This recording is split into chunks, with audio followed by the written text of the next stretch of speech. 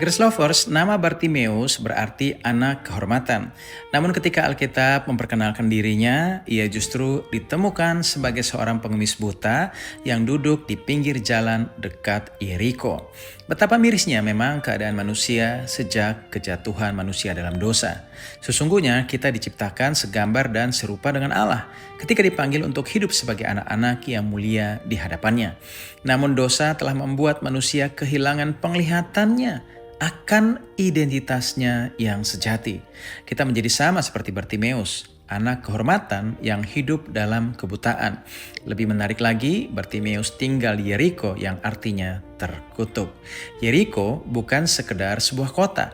Dalam sejarah Alkitab, Yeriko adalah kota pertama yang dihancurkan ketika Israel memasuki tanah perjanjian.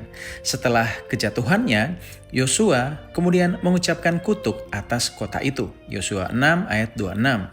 Karena itu Yeriko sering menjadi gambaran kehidupan lama manusia, tempat kutuk, kegagalan, dan keterikatan masa lalu. Disitulah Bartimeus berada dan duduk. Seorang anak kehormatan yang tinggal di tempat terkutuk. Namun semuanya berubah ketika ia mendengar bahwa Yesus sedang lewat. Perhatikan, mujizat dimulai bukan ketika Bartimeus melihat Yesus karena ia buta, melainkan ketika ia mendengar tentang Yesus. Sebab iman timbul dari pendengaran dan pendengaran oleh firman Kristus. Ia berseru, "Yesus anak Daud, kasihanilah aku."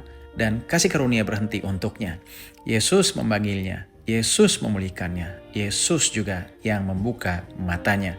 Seketika itu juga Bartimeus dapat melihat kembali. Tetapi mujizatnya tidak berhenti pada pemulihan penglihatan.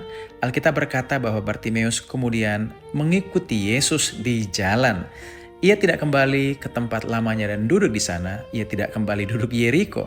Ia meninggalkan kehidupan lamanya dan berjalan mengikuti Sang Juru Selamat, Tuhan kita. Demikian pula dengan kita hari ini, Grace Lovers. Jangan biarkan Injil kasih karunia hanya lewat sambil lalu di telinga kita.